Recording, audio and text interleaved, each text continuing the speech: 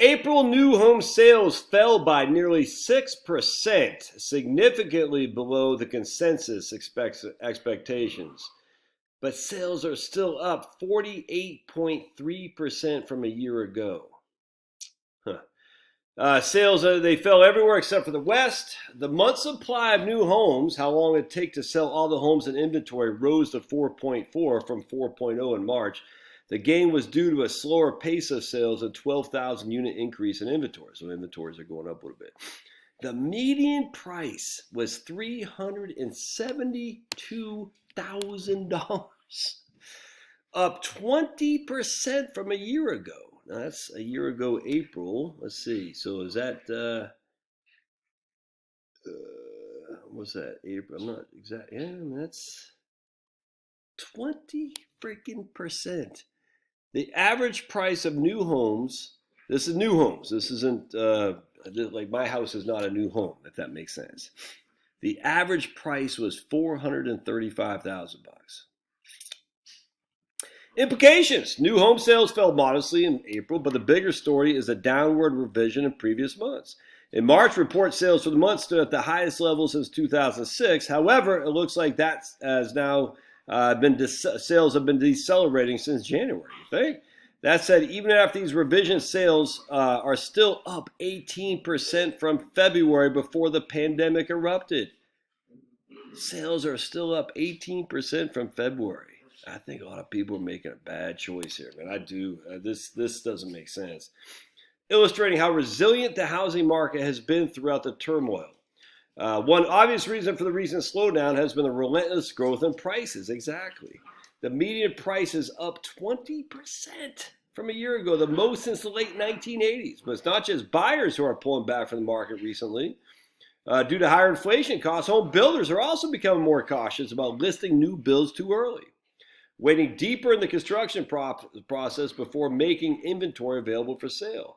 The problem is that with a recent run-up in commodity input prices and the ongoing labor shortage, builders don't want to sell unfinished properties too early and be left holding the bag if and when costs balloon.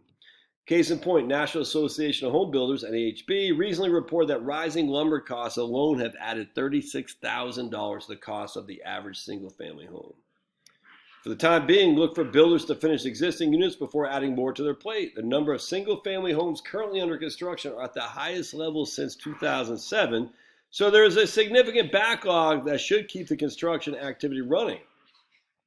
As more homes come available, we expect demand will remain strong and help maintain a rapid pace of sales in 2021. In other housing news, Case-Shiller Index rose 1.5% in March, the largest monthly gain since 1978. Man. Gains were led in Phoenix, San Diego, and Seattle, with the slowest prices, Las Vegas and Chicago. Meanwhile, the FHFA index, which measures prices for homes financed with conforming mortgages, rose 1.4%, is up 13.9% in the past year. Man, that's nuts.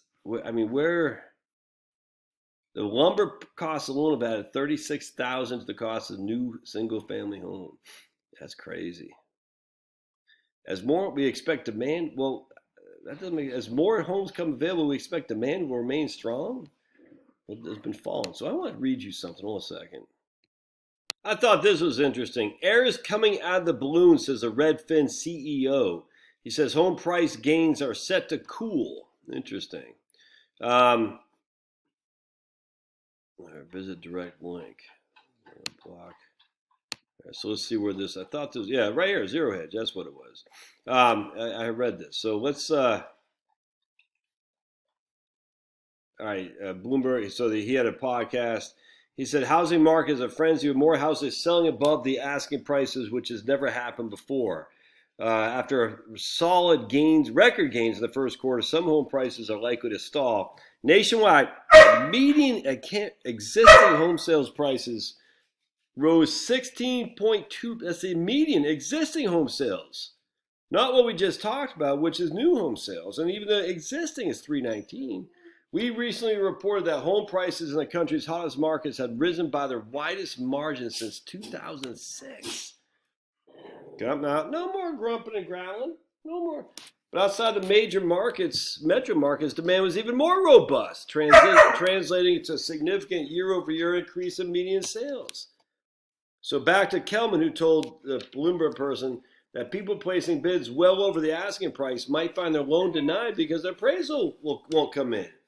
I think you're going to see a little bit of air of it coming out of the balloon. Man, I'm telling you, man. He still believes some of the inland markets will continue to see price increases because of the migration of people. Wow. You don't have any water? Not the brightest dog. He had his toy in the water bowl, couldn't get it. Oh, but so he's barking at it because that would make the toy come out. Come on, you can come up. There we go. All right. Let's see. He still believes some. We talked about Kelman's warning comes that home buying sentiment has collapsed to its weakest since 1983. Wow. Home buyer sentiment way up here. Home builder sentiment way up here. Home buyer sentiment way down here. Wow. Meanwhile, Goldman Sachs believes that 2024 home prices will be rising at a pace far faster than a widely recognized 2006-2007 housing bubble. Man, that's who knows what to make of this? It just doesn't make sense to me, man. How do people afford? I mean, it doesn't make sense to me. But hey, we'll see how it shakes out. I'm in my house. I'm not selling. I'm not buying anything. But it just it's weird. What are you thinking? Tell me your thoughts. All right, we'll see you guys.